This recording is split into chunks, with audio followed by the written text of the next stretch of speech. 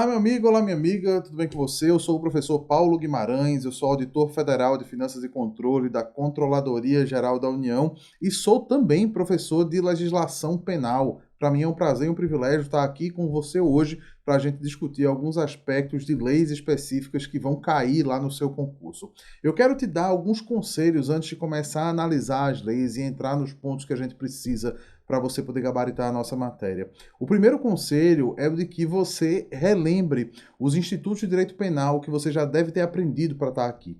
Essa é uma aula de legislação penal e não de direito penal. Então eu não vou debater aqui com você e nem vou relembrar os conceitos de crime, as diferentes teorias sobre isso. Eu não vou explicar para você o que é um agravante, o que é uma causa de aumento de pena. Eu não vou dar essas explicações genéricas aqui. Eu vou tratar de aspectos específicos ligados às leis que estão previstas lá no seu edital. Então fique atento em relação a isso. Lembre também que a legislação penal costuma ser cobrada nos concursos, em especial nos concursos policiais, de uma maneira um pouco mais literal do que em concursos jurídicos, por exemplo. Então aqui a gente pode encontrar a legislação penal sendo cobrada muito mais na letra da lei, no que está escrito, do que em entendimentos da jurisprudência ou de alguma doutrina mais aprofundada.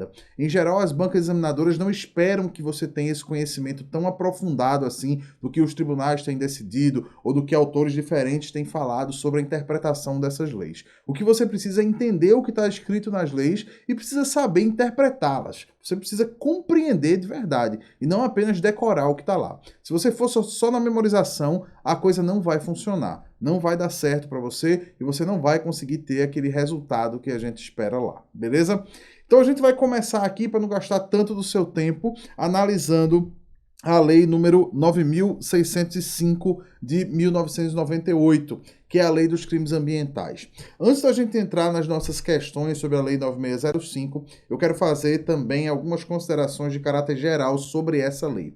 Essa é uma lei que eu considero chata. É uma lei chata de estudar, é uma lei que é cheia de informações e ela requer memorização da sua parte. É uma lei que trata especificamente de crimes e infrações administrativas ambientais. Lembre que as infrações administrativas não devem aparecer na sua prova, apenas os crimes devem aparecer. Só que ela tem uma lista muito grande de crimes. Então eu recomendo sim que você leia a lei com calma, tá? Olhando cada tipo penal, um por um, entendendo ali os detalhes daquilo que a lei traz e que você venha aqui comigo, porque a gente vai resolver agora algumas questões que eu considero representativas da maneira como a maior parte das bancas examinadoras tem cobrado o conhecimento da Lei 9605, beleza? Então vamos lá comigo resolver a nossa primeira questão, que foi aplicada no concurso para a Polícia Militar de Minas Gerais em 2023. Né? Aqui a gente tem uma banca própria, né? A própria Polícia Militar de Minas, que elabora as questões e que organiza o seu concurso.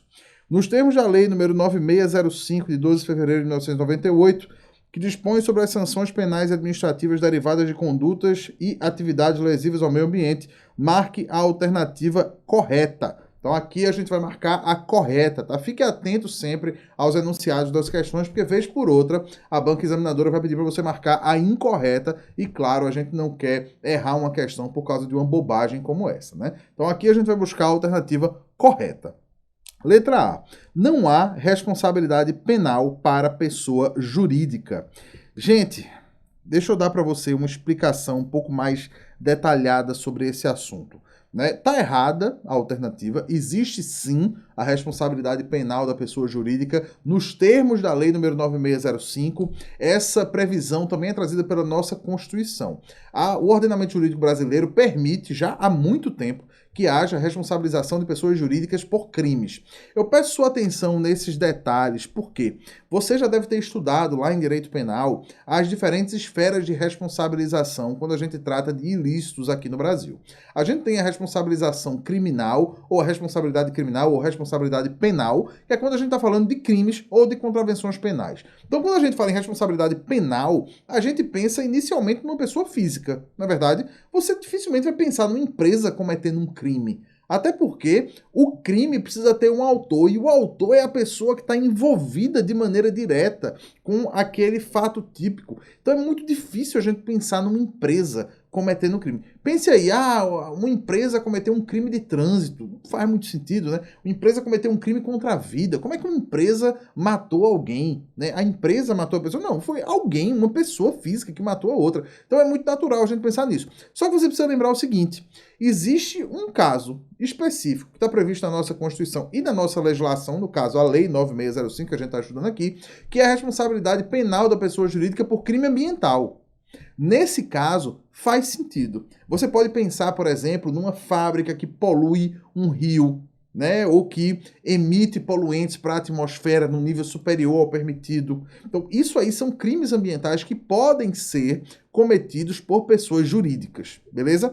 Lembre que essa é uma exceção, né, a essa regra geral que a gente entende que um crime é cometido por uma pessoa física, mas essa exceção existe, está consolidada lá na Lei 9605 e na Constituição, e os tribunais todos já reconhecem isso de uma maneira pacífica. Por muitos anos houve debate sobre essa possibilidade aqui, mas hoje isso é uma questão pacífica. Então, a alternativa A está incorreta, não é a nossa resposta.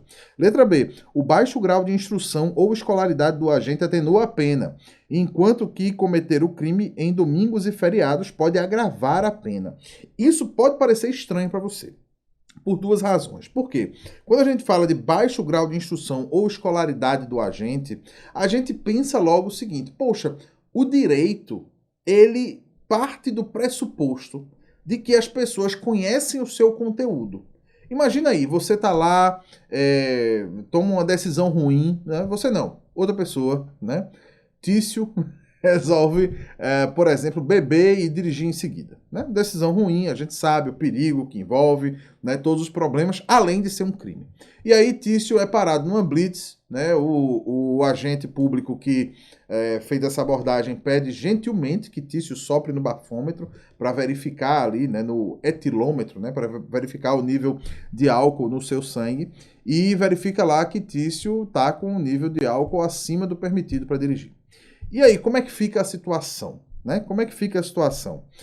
Tício pode chegar lá e dizer, desculpa, senhor agente policial, ou agente do Detran, sei lá, né? Eu não sabia que a gente não podia beber e dirigir, não sabia, né? Desculpa. E aí, o que é que aquele agente vai dizer? Ele vai dizer assim, então tá bom, meu filho, se você não sabia, beleza, não faça de novo não, tá bom? Então vai lá, pronto, tranquilo. Não, não é. Né? O direito, ele parte da presunção de que as pessoas conhecem o seu conteúdo. Né? Aquela lei, né? Lá o Código de Trânsito Brasileiro, que fala lá, né, sobre os crimes de trânsito, etc., vai falar sobre embriaguez. Então, aquele Código de Trânsito, no momento em que aquela lei foi promulgada e foi publicada, a gente... é uma ficção, né? Na verdade, é uma ficção jurídica de que todo cidadão, né, toda pessoa aqui, ela conhece o conteúdo da lei. Ela sabe o que é que ela pode fazer e o que é que ela não pode. Então, é estranho você pensar, poxa, mas o cara vai ser beneficiado porque ele tem um baixo grau de instrução, mas todas as pessoas estão sujeitas à lei. Né? O grau de instrução não importa, mas nesse caso, importa. No caso dos crimes ambientais, especificamente, ele importa. Agora, perceba que o fato da pessoa ter um baixo grau de instrução, né, ou de escolaridade, ele não a torna isenta de pena. Né? Ele não tira o caráter criminoso da conduta. Né? Ele apenas atenua a pena para aquele agente. Isso acontece por várias razões, né? Mas você pode pensar o seguinte raciocínio aqui vai fazer sentido para você lembrar disso. Né? Olha, os crimes ambientais, eles algumas vezes são complexos. Eles são complexos, né? A pessoa pode não saber exatamente qual é a época de defeso de uma determinada espécie e vai lá e pesca aquela espécie, né? E ela estava de boa fé. E se é uma pessoa que tem um baixo grau de escolaridade, talvez não seja interessante, ou talvez não seja justo exigir daquela pessoa aquele conhecimento mais técnico.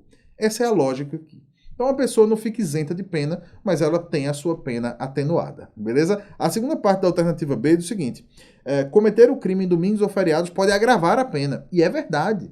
Lá na lei dos crimes ambientais, isso pode ser sim, né, uma agravante. Na verdade é uma agravante genérica até, né? Vale para todos os crimes ambientais, né, de maneira geral. Aí você pode não enxergar muita lógica, mas por quê? Por quê? Se eu cometer o crime no domingo ou feriado, É claro, a lei não traz uma explicação, né? Ela não diz por que isso acontece, né? Mas a gente pode fazer um raciocínio aqui para ajudar você a lembrar também, né? Então pense num crime específico, tá? Que é o crime, por exemplo, de caça a uma determinada espécie, né? Que não pode ser caçada, uma espécie, né, da fauna silvestre brasileira, né? Ela não pode ser caçada.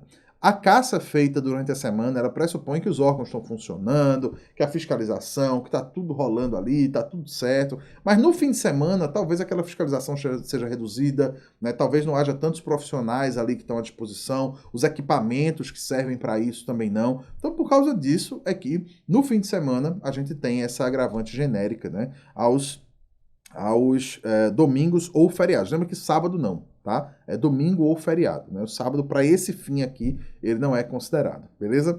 Então a letra B é a nossa resposta, né? Ela é a resposta à nossa primeira questão aqui.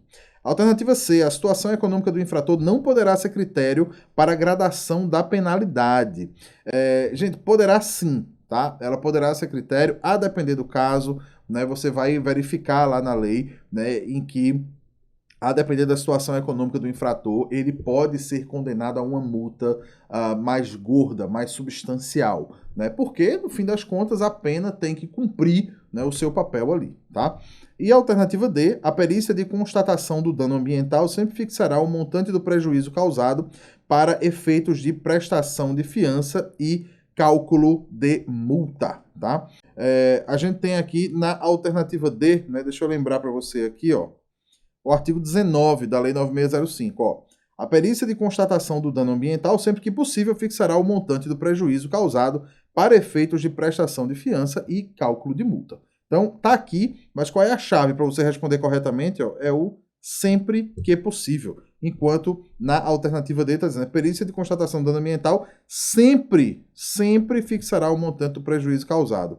Nem sempre é possível, tá, gente, fixar esse montante do prejuízo. Nem sempre é possível e algumas vezes é muito custoso, né? Até seria possível em tese, mas aí a gente tem que trazer vários peritos, né, que são especialistas em coisas muito específicas e às vezes não tem nem essa pessoa no Brasil, tem que trazer alguém de fora, tal. É muito custoso, o que torna praticamente impossível, né, você avaliar aquele prejuízo ali, beleza?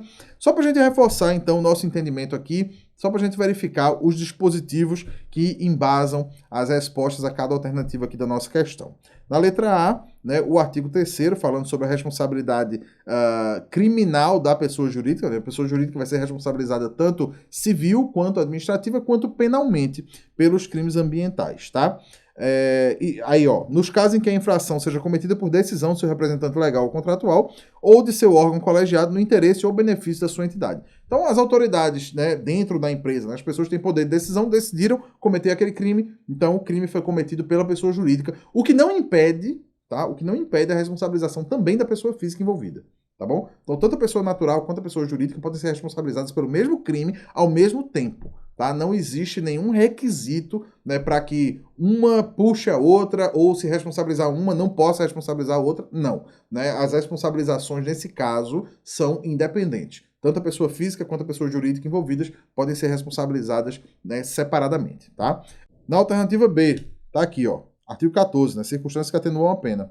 Baixo grau de instrução ou escolaridade do agente. Isso aqui cai muito em questão, tá? Cai muito.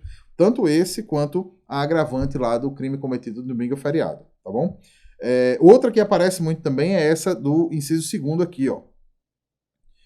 Arrependimento do infrator manifestado pela espontânea reparação do dano ou limitação significativa da degradação ambiental causada.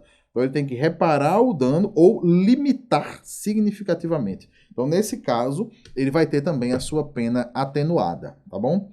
Aqui, ó, para imposição e gradação da penalidade, a autoridade competente observará. Aí a gente tem a gravidade do fato, né, e as consequências, né, para a saúde pública e para o meio ambiente, os antecedentes do infrator quanto ao cumprimento da legislação e a situação econômica do infrator no caso de multa. Lembre que a situação econômica só faz sentido, né, ela ser levada em consideração no caso de imposição de multa, que é uma pena pecuniária. Né? Fora isso, pô, se for uma pena de reclusão, por exemplo, não faz diferença, né? Se o sujeito é pobre ou é rico, né? Vai para cadeia, vai para o cilindro de todo jeito, beleza? Vamos passar então para a nossa próxima questão sobre a Lei de Crimes Ambientais.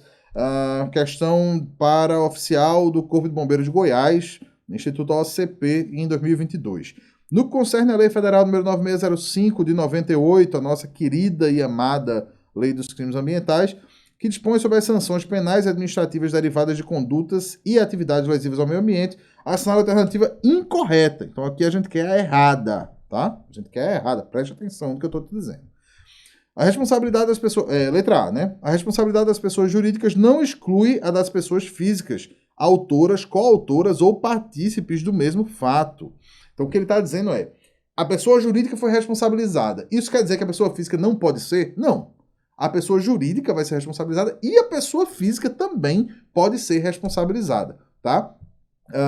Existia antigamente a chamada teoria da dupla imputação, né? Mas hoje isso não está mais em voga, tá bom? Né? Artigo 3º, parágrafo único, ó. A responsabilidade das pessoas jurídicas não exclui a das pessoas físicas autoras, coautoras ou partícipes do mesmo fato. Então, letra A está correta. Letra B.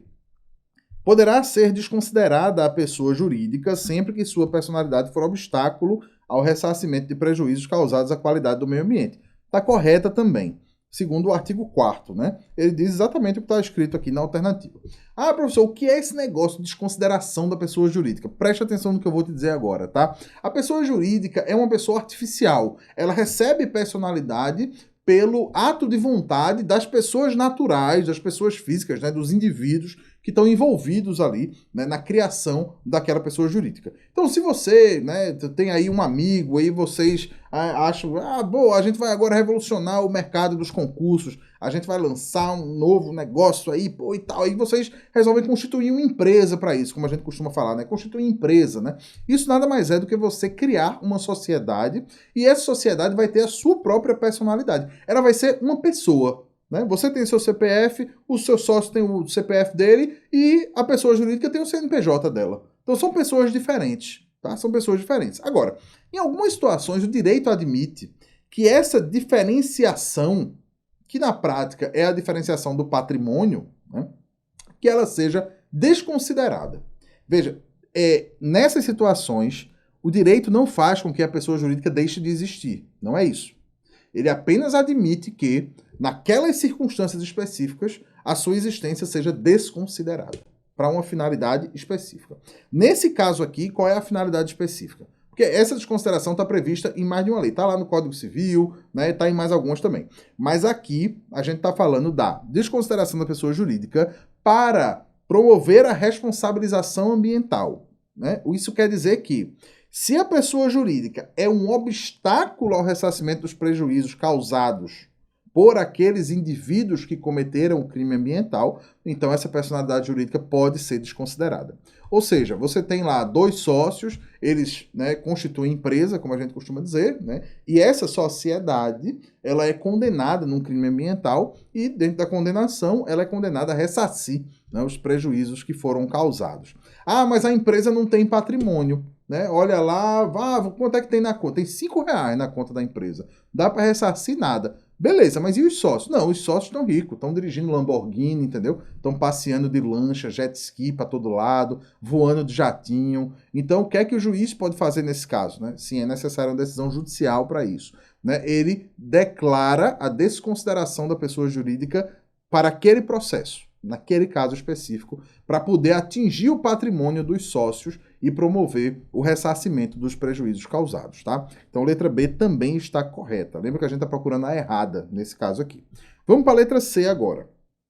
O baixo grau de instrução ou escolaridade do agente é circunstância que atenua a pena. Essa você já sabe que está certa. Já expliquei para você, não vou gastar muito do nosso tempo com isso aqui. Só chama a sua atenção porque são duas questões que a gente resolveu e nas duas apareceu esse negócio aqui, né? Então a chance disso aparecer na sua prova é muito alta. Por favor, fique ligado nessa atenuante genérica que está lá no artigo 14, que é o baixo grau de instrução ou escolaridade do agente, tá bom?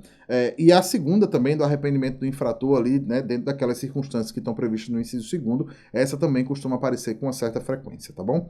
Letra D, essa é a nossa resposta, olha só. Nos crimes previstos na referida lei, a suspensão condicional da pena pode ser aplicada nos casos de condenação à pena privativa de liberdade não superior a 4 anos. Tá lá no artigo 16 aqui, ó. Nos crimes previstos nesta lei, a suspensão condicional da pena pode ser aplicada nos casos de condenação à pena privativa de liberdade não superior a 3 anos. Né? 3 anos. Não são 4, são 3. Por que é que isso gera confusão? Né? É um negócio interessante para a gente ver. Gera confusão por quê? Quando a gente fala em suspensão condicional da pena, né, ou chamado sursi, né, você já deve ter estudado isso lá em direito penal, né? Sursi, desse jeitinho aqui que escreve, né? O sursi, ele é uma situação, né, em que a legislação, no nosso ordenamento, ele admite que, diante de certas circunstâncias, em vez daquele sujeito que foi condenado cumprir a pena, que ele obedeça a certas condições durante um determinado período de tempo. Entre as circunstâncias que devem ser observadas aqui, a gente tem a natureza do crime, né, e tal, mais algumas coisas, mas tem o tempo de condenação. Então tem um tempo máximo para a aplicação do sursi, que em alguns casos é de 2 anos, em alguns casos é de 4 anos, mas nesse caso específico da Lei 9605 é de 3 anos. E por isso a chance disso aqui aparecer na prova é alta, porque isso aqui confunde um monte de gente. Tem muita gente que vai vacilar aqui, não vai conseguir resolver essa questão se aparecer alguma coisa assim na prova. Não vai ser o seu caso. Você vai lembrar que, na Lei dos Crimes Ambientais, o limite máximo para suspensão condicional da pena é de 3 anos. Na Lei dos Crimes Ambientais, o limite máximo para suspensão condicional da pena é de 3 anos. Na Lei dos Crimes Ambientais, o limite máximo para suspensão condicional da pena é de 3 anos. Você vai lembrar disso lá na hora da sua prova e você não vai cair nesse erro. Vale a pena dar uma revisada, tá? Nas outras modalidades de sursi, né? Caso apareça uma questão misturando temas diferentes aqui, é uma coisa que pode aparecer. Não é tão comum, mas pode aparecer para confundir você. É importante que você saiba quais são as situações em que tem sursi por 2 anos, por 3 anos, crimes ambientais, ou por 4 anos, beleza? Vamos lá, então, para a alternativa E, que também está correta. A sentença penal condenatória, sempre que possível, fixará o valor mínimo para a reparação dos danos causados pela infração, considerando os prejuízos sofridos pelo ofendido ou pelo meio ambiente. Tá linda, né? Essa alternativa tá linda, né? Ela repete exatamente o que diz o artigo 20, lá da Lei número 9.605, e faz todo sentido, né? Quando a gente lê assim, você percebe que não tem nenhum erro aqui, não tem como ter um erro aqui. Né? A sentença, sempre que possível, fixará o valor mínimo e tal. Né? A única coisa que daria aqui seria trocar o sempre que possível por obrigatoriamente, né? Ou sempre, ou em qualquer situação. Aí, beleza, poderia ser alguma coisa assim, de vez em quando aparece, né? Mas nesse caso específico é o sempre que possível mesmo, tá? Que tá valendo aqui. Beleza, vamos agora para a questão número 3. Questão do Instituto OCP para oficial da Polícia Militar de Goiás 2022.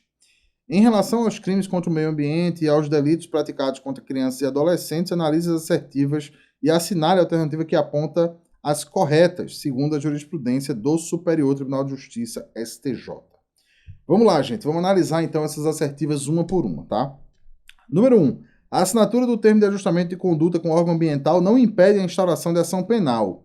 Gente, isso aqui tá certo. É uma coisa muito específica, é jurisprudência, tá? Mas eu vou abrir aqui para você porque caiu, né, essa questão do Instituto OCP no concurso de polícia, né? Então eu vou abrir isso aqui para você e vou explicar direitinho, tá? Tem um julgado, tá? Lá do STJ, tá no informativo número 625, né? É de 2018, né? Que diz o seguinte, ó. A assinatura do termo de ajustamento de conduta com o órgão ambiental não impede a instauração de ação penal. Por que isso acontece? O que é um termo de ajustamento de conduta? É um acordo. Um acordo assinado entre aquela pessoa, né, que cometeu alguma irregularidade e o órgão ambiental, né, ou seja, o órgão de fiscalização. No nosso caso, poderia ser, por exemplo, o IBAMA, né? Ou poderia ser um órgão estadual, municipal. Né? Eu vou dar o IBAMA aqui como exemplo para ficar mais claro para você. Então, é um acordo feito entre a pessoa e o IBAMA. E por que é que isso não impede a propositura de ação penal? Porque no Brasil vigora a chamada independência das instâncias. Então, veja, o IBAMA não pode responsabilizar alguém criminalmente. Por quê? Porque ele não é o Ministério Público. Quem faz isso é o Ministério Público. O Ministério Público é que promove a ação penal. Então, não poderia um termo de ajustamento de conduta assinado entre o ofensor e o IBAMA impedir o Ministério Público de apresentar uma denúncia contra aquela pessoa. Muito menos impedir o judiciário de julgar. Então, nesse caso específico, não tem, né, nenhum impedimento aqui. Beleza? Vamos para a assertiva número 2. É possível a responsabilização penal da pessoa jurídica por delitos ambientais, independentemente da responsabilização concomitante da pessoa física que agir em seu nome. certíssimo também, né? Lembra, a teoria da dupla imputação não é mais aceita. Existe a independência das esferas de responsabilidade entre a pessoa física e a pessoa jurídica. Uma pode ser responsabilizada ou as duas, ou só uma, ou só a outra. Tá? Não faz diferença aqui. Item 3.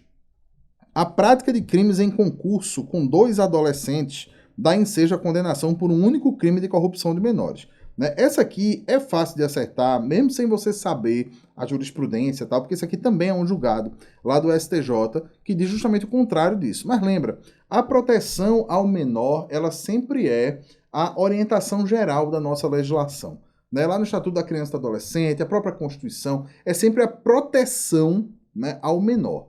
Então, nesse caso, quando você tem alguém que corrompe mais de um menor, 2 ou mais menores, né, adolescentes, crianças, enfim, para cometer um determinado crime, a gente vai ter vários crimes de corrupção de menor, né, e não apenas um, ok? Então, tantos crimes quantos forem as vítimas, nesse caso, tá? Lembra que nesse caso de corrupção de menor, quem é a vítima é o menor, beleza? Então, esse item 3 está incorreto. E o item 4, o artigo 241-E da Lei 8069 de 90, ao explicitar o sentido da expressão cena de sexo explícito ou pornográfica, não restringe tal conceito apenas àquelas imagens em que a genitália de criança e adolescente esteja desnuda. Veja só, o que é que está dizendo aqui esse item 4? A gente está falando agora, claro, do Estatuto da Criança e do Adolescente. Não está falando da Lei de Crimes Ambientais, né? A questão aqui misturou os dois. Mas vale o comentário, então preste atenção no que eu vou te dizer agora. Mais uma vez, a orientação da lei é a proteção da criança e do adolescente. Sempre a proteção. Então não faria sentido a interpretação da lei ser restritiva no sentido da natureza do material que é considerado pornográfico. O material considerado pornográfico não é apenas aquele que mostra, que expõe a genitália da criança. Não é apenas aquele material.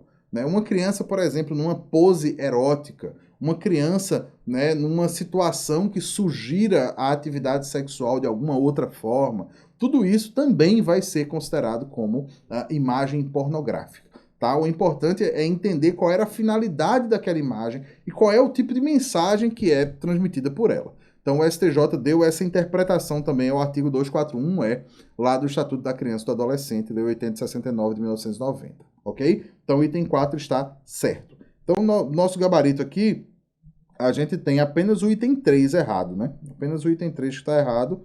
Então os itens 1, 2 e 4 estão certos. Então letra D vai ser a nossa resposta aqui. Beleza? Vamos então para a nossa próxima questão. Número 4, questão agora para oficial do Corpo de Bombeiros de Minas Gerais, 2021. Segundo a lei que dispõe sobre as sanções penais e administrativas derivadas de condutas e atividades lesivas ao meio ambiente, constitui crime praticar ato de abuso, maus tratos, ferir ou mutilar animais silvestres, domésticos ou domesticados, nativos ou exóticos. A pena para o referido crime é detenção de 1 a 3 anos e multa. Beleza, a questão não está perguntando nada para você, ela está dando os fatos aqui. Beleza?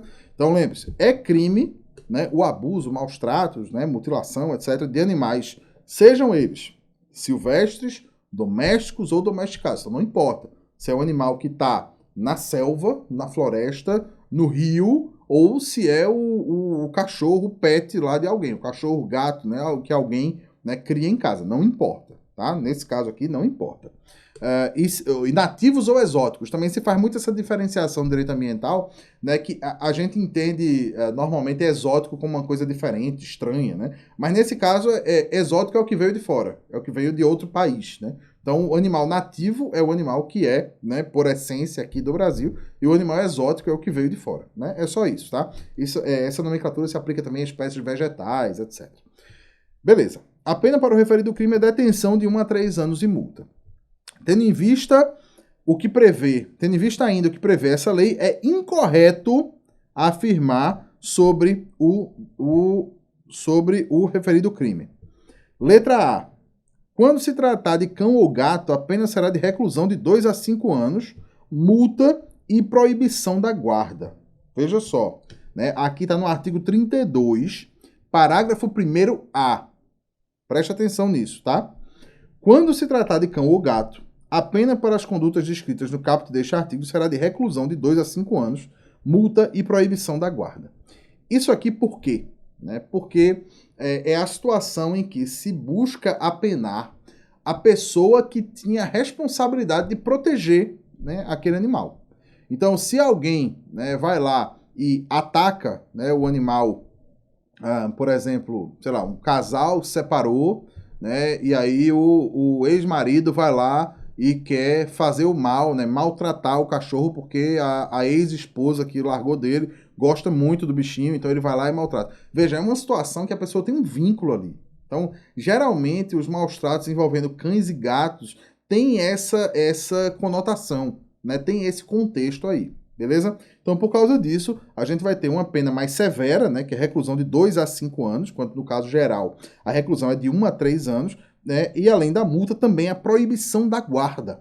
Né? Então, se é o responsável, né, por aquele animal, então aquela pessoa não pode ter a guarda daquele animal mais, né, se ela cometeu esse tipo de crime aqui, tá? Beleza. Letra B. Incorre nas mesmas penas previstas para o crime quem realiza experiência dolorosa ou cruel em animal vivo, ainda que para fins didáticos ou científicos, quando existirem recursos alternativos. Então, isso aqui é para evitar, né, a situação que era muito comum até um tempo atrás, né, das pessoas, por exemplo, em faculdades, fazendo a dissecação de um animal vivo.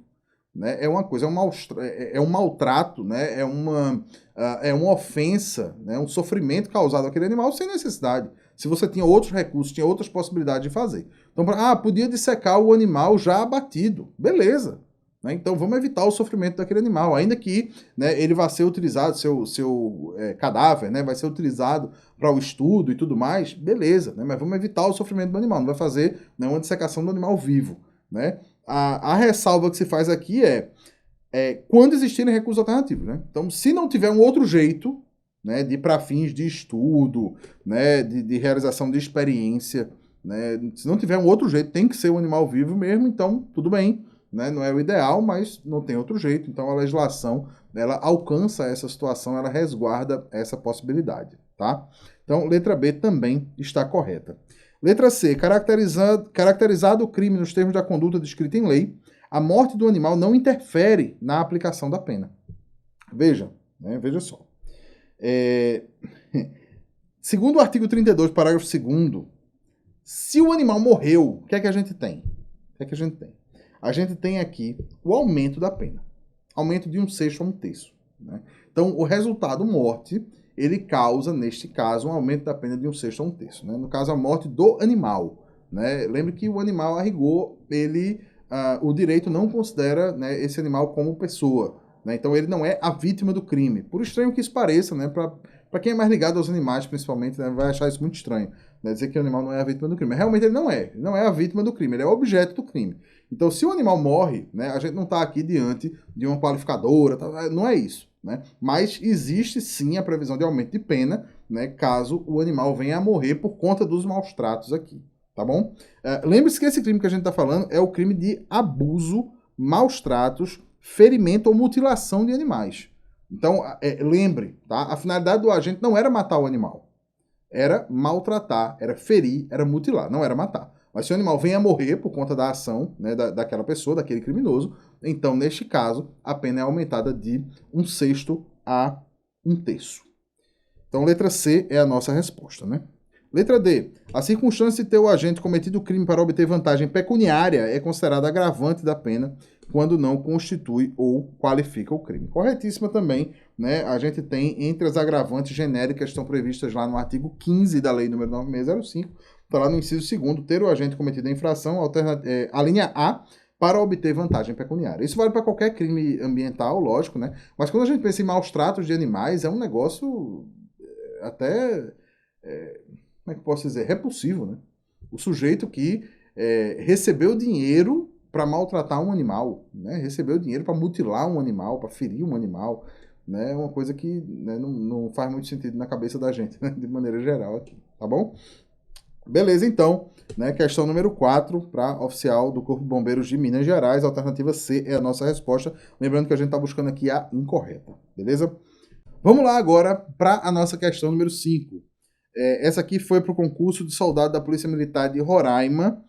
Segundo a Lei 9605 de 98, Lei de Crimes contra o Meio Ambiente, são circunstâncias que agravam a pena quando não constituem ou qualificam o crime, exceto. Então, mais uma vez aqui, a gente está buscando a errada, tá bom? Então, são circunstâncias que agravam a pena, todas menos uma delas. É isso que a gente quer saber, beleza? Letra A, reincidência. Então, veja, você pode bater o olho e dizer, não, né? A reincidência certamente é, né, uma circunstância que agrava a pena, né? Mas neste caso, não. Por quê? Porque a reincidência que agrava a pena, e essa vai ser a nossa resposta, né, é a reincidência em crime ambiental. Então a gente tem uma reincidência específica aqui, não uma reincidência genérica. Então o cara tem que ser reincidente em crime ambiental, né, nos termos lá, né, da Lei 9605, para que a pena dele seja agravada em razão dessa reincidência. Lembre-se disso, tá? Reincidência só agrava a pena no caso da Lei 9605, quando for reincidência em crime ambiental. Tá? Letra B, ter o agente cometido a infração para obter vantagem pecuniária. Ter o agente cometido a infração coagindo outrem para a execução material da infração. Então, ele coagiu outra pessoa para executar de fato aquela infração. Letra D, ter o agente cometido a infração em período de defesa à fauna. Então, é o período de proibição da caça, né, ou da pesca, neste caso, né. A proibição da pesca é mais comum aqui no nosso país, né. Tem várias espécies aí que tem um período de defesa, em que é proibido pescar, etc., que é para manter aquela espécie, né? Geralmente é o período de reprodução da espécie, então se proíbe a pesca naquele período ali. Inclusive, existe o chamado seguro-defeso, né? Que é um auxílio pago, né, aos pescadores profissionais, né, os pescadores artesanais, né, que vivem da pesca, né, para que eles possam sustentar a família sem precisar recorrer à pesca, né, durante aquele período, naquele momento. E a alternativa é ter o agente cometido a infração em domingos ou feriados. Essa aqui eu já comentei exaustivamente. Você já está cansado de saber que também é um dos casos que existe o agravamento da pena, né, segundo a lei número 9605.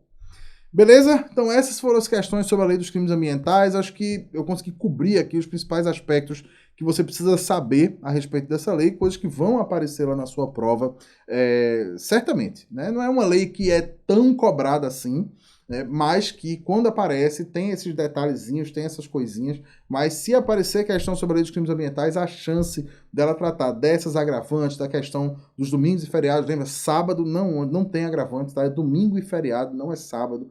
Né, dessa questão da lei, da teoria da dupla imputação, que não é mais aceita, então a possibilidade de responsabilização da pessoa jurídica e da pessoa física, independentemente, ou só uma, ou só a outra, ou as duas juntas.